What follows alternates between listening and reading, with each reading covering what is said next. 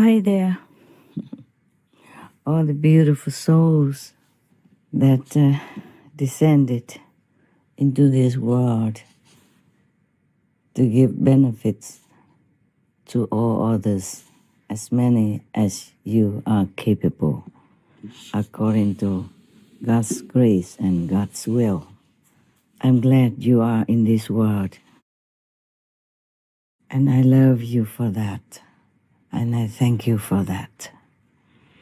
Even if you do some little good to others, even though you think it's little, but it could mean the world to the receiver. At least your soul is pure, your heart is benevolent, as you are worshiping God, praising all the masters, and thanking all the noble souls who are doing God's will for the benefit of all. I'm glad you're here with me. Otherwise, I probably would have felt or would be still feeling very lonely on this planet, as we are kind of far away from home. Though it's not far, but because of physical space, it makes us feel that it's far.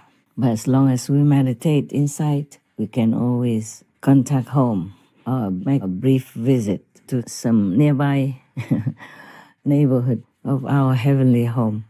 I want to ask you, please also help me to thank Ma-Ha-Ca-Diếp, because I don't think I thanked him enough. And I want to tell you his story so that some of you who don't know who he is would feel honored to know him. You see, Ma-Ha-Ca-Diếp was one of the foremost disciples of the Buddha when the world Honor One was still alive, and he was named the ascetic number one. Buddha had 10 foremost disciples, and some of them had a title, like Ma-Ha-Ca-Diếp is ascetic number one. Maudalagayana is like magical power number one. And the great Anand is good memory number one. Yes. There are more. Sariputra is the wisest, for example.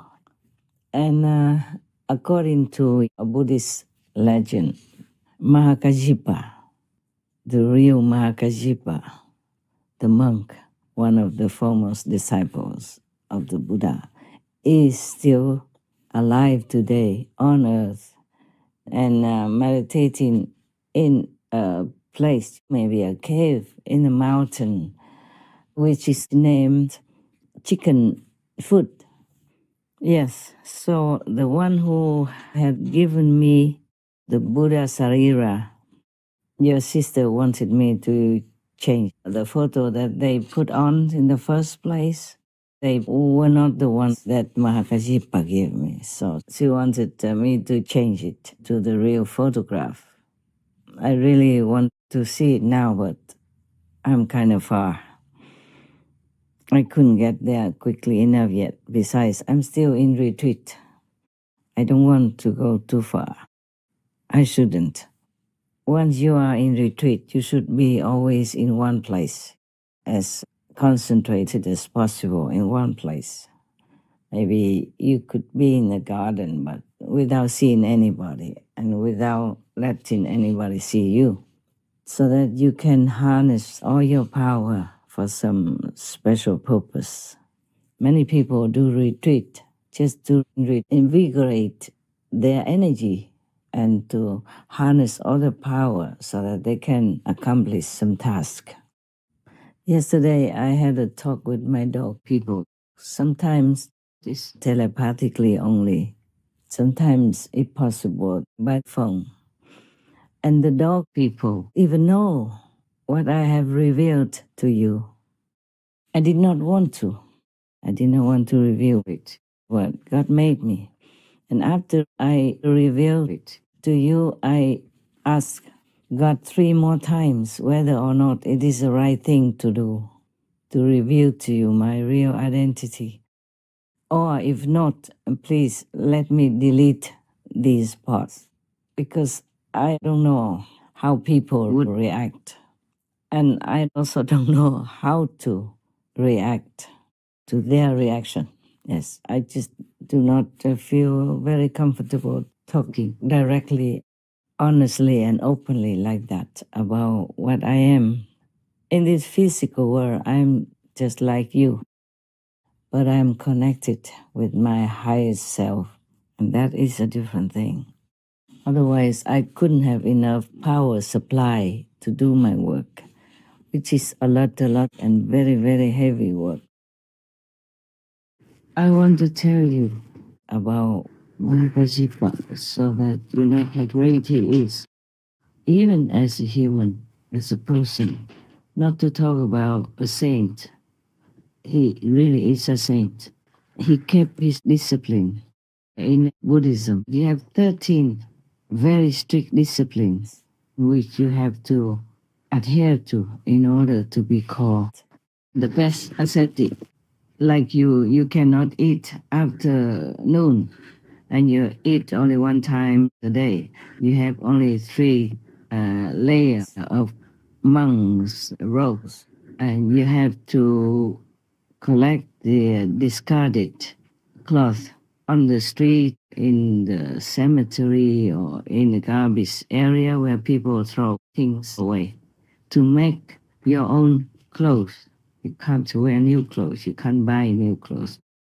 You can't accept clothes newly made for you.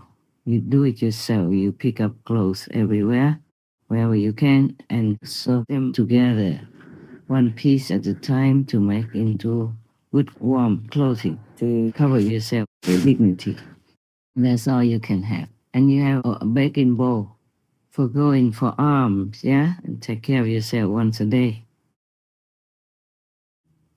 And nowadays, still there are Hinayana monks who do the same or similar, but then they eat anything at all.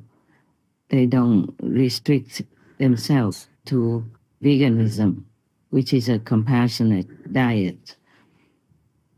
Because in the beginning, some people just came and were not used to the vegan diet, so the Buddha allowed them 3 kinds of permissible animal people meat, like those animal people from whose flesh you're eating, you don't hear their cry when they die. Or an animal person that you know it's not because of you that she is being killed. Or the animal people who die naturally or by accident or old age, somewhere in the forest or on the street. Then you can eat them. But later on, the Buddha said, you should not eat that anymore. And he emphasized that whoever eats animal people meat is not his disciple. And whoever eats meat, he is not that person's teacher as well. At that time, Arya, or sage Mahamati, or great wisdom Bodhisattva Mahasattva, said to the Buddha, Bhagavan, or world-honored one, I see that in all worlds the wandering in births and deaths, the enlaced animosities, and the falling into evil paths are all caused by meat-eating and cyclical killing. Those behaviors increase greed and anger and make living beings unable to escape from suffering. That is truly very painful. Mahamati, having heard my words, if any of my disciples does not honestly consider that and still eats meat, we should know that he is of the Candela, or killer's lineage. He is not my disciple, and I am not his teacher. Therefore, Mahamati, if anyone wishes to be my relative, he should not eat any meat. The Lankavatara Sutra, Tripitaka, number 671. And the Buddha was strictly vegan. Yeah, you can see some of the excerpts that I have expounded to you some years ago about that Buddha was a vegan, because he named so down milk, eggs, leather boots, or anything to do with animal people, you should not use, because it causes suffering anyway. Bodhisattvas and pure monks walking on country paths will not even tread on living grasses, much less uproot them. How then can it be compassionate to gorge on other beings' blood and flesh? Monks who will not wear silks from the East, whether coarse or fine, who will not wear shoes or boots of leather, nor furs, nor birds down from our own country, and who will not consume milk, curds, or ghee, have truly freed themselves from the world. When they have paid their debts from previous lives, they will roam no longer through the three realms. Why? To wear parts of a being's body is to involve one's karma with that being, just as people have become bound to this earth by eating vegetables and grains. I can affirm that a person who neither eats the flesh of other beings, nor wears any part of the bodies of other beings, nor even thinks of eating or wearing these things, is a person who will gain liberation. What I have said is what Buddhas teach. Mara, the evil one, teaches otherwise. The Surangama Sutra. Even if that animal person is not killed because of you, if you eat it, then people will have to kill another animal person to sell to other people who want to buy, because you have eaten that portion of animal people. So there's one person missing, one chicken person missing. So if somebody wants to buy, they have to kill another chicken person to sell to you, or to them. The Buddha taught compassion in all of the scriptures that he preached during his lifetime, which was many decades. So if a monk is supposed to follow the Buddha, he should adhere to compassion. That is normal. You do what your teachers do. Besides, it is should not do things. You should not kill others to sustain your life. Just like you wouldn't want to be killed to sustain other beings' life. You wouldn't be willing to be killed so that a tiger can be filled. Huh? No. So similarly, a chicken, a cow, a pig, a goat person would not want to be killed to sustain your life, to fill your stomach.